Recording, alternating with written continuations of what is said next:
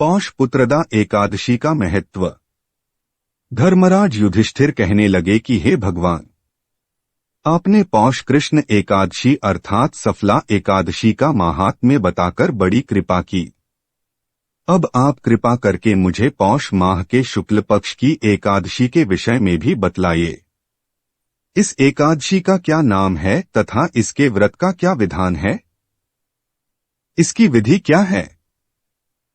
इसका व्रत करने से किस फल की प्राप्ति होती है और उसमें कौन से देवता का पूजन किया जाता है?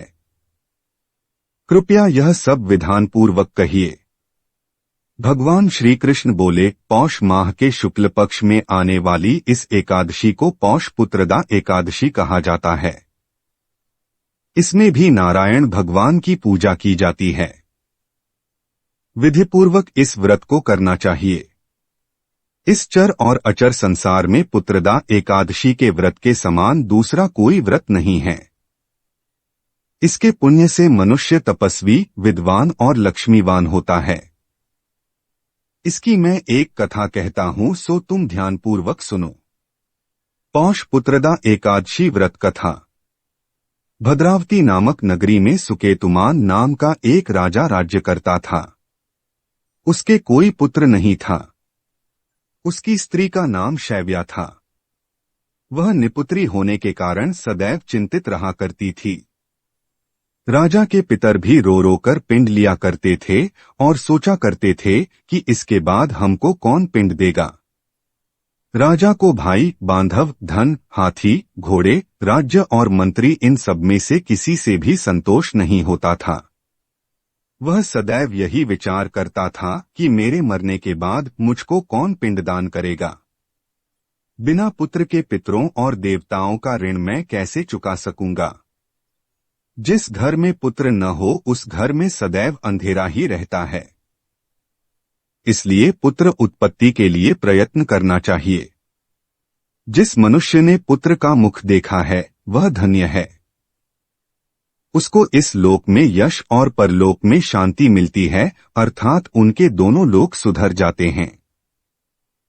पूर्व जन्म के कर्म से ही इस जन्म में पुत्र, धन आदि प्राप्त होते हैं। राजा इसी प्रकार रात दिन चिंता में लगा रहता था।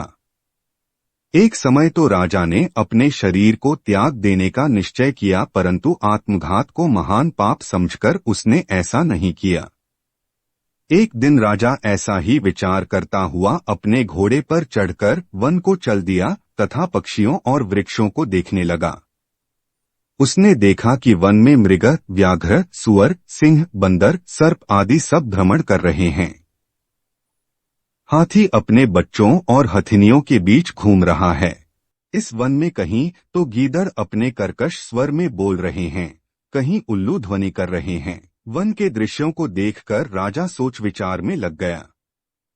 इसी प्रकार आधा दिन बीत गया। वह सोचने लगा कि मैंने कई यज्ञ किए, ब्राह्मणों को स्वादिष्ट भोजन से तृप्त किया, फिर भी मुझको दुख प्राप्त हुआ, क्यों? राजा प्यास के मारे अत्यंत दुखी हो गया और पानी की तलाया और इधर उधर देखने लगा। थोड़ी दूरी पर राजा ने एक सरोवर देखा। उस सरोवर में कमल खिले थे तथा सारस, हंस, मगरमच्छ आदि विहार कर रहे थे। उस सरोवर के चारों तरफ मुनियों के आश्रम बने हुए थे। उसी समय राजा के दाहिने अंग फड़कने लगे। राजा शुभ शकुन समझकर घोड़े से उतरकर मुनियों को दंडवत प्रणाम करके बैठ गया। राजा को देखकर मुनियों ने कहा, हे राजन, हम तुमसे अत्यंत प्रसन्न हैं। तुम्हारी क्या इच्छा है सो कहो। राजा ने पूछा, महाराज आप कौन हैं और किस लिए यहाँ आए हैं? कृपा करके बताइए। मुनि कहने लगे कि हे राजन, आज संतान देने वाली पुत्रदा एकादशी है। हम लोग विश्वदेव हैं और इस सरोवर में स्नान करने के लिए आए हैं। यह सुनकर राजा कहने लगा कि महाराज मेरे भी कोई संतान नहीं है। यदि आप मुझ पर प्रसन्न हैं तो एक पुत्र का वरदान दीजिए। मुनि बोले, हे राजन, आज पुत्रदा एकादशी है। आप अवश्य ही इसका व्रत करें, भगवान की कृपा से अवश्य ही आपके घर में पुत्र होगा। मुनि के वचनों को सुनकर राजा ने उसी दिन एकादशी का व्रत किया और द्वादशी को उसका पारण किया। इसके पश्चात मुनियों को प्रणाम करके महल में वापस आ गया। कुछ समय बीतने के बाद रानी ने गर्भ धारण किया और 9 महीने के पश्चात उनके एक पुत्र हुआ। वह राजकुमार अत्यंत शूरवीर, यशस्वी और प्रजापालक हुआ।